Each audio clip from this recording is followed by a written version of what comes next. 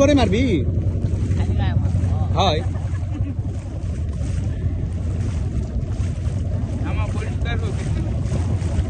মার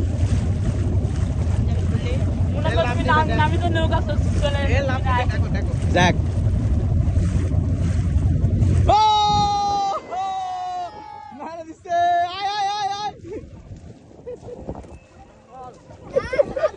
আরে মামা থামালেন কেন হয়ে চলে যেতাম থামালেন কেন ওই প্রোপেলার আছে ওই জায়গা দেখিস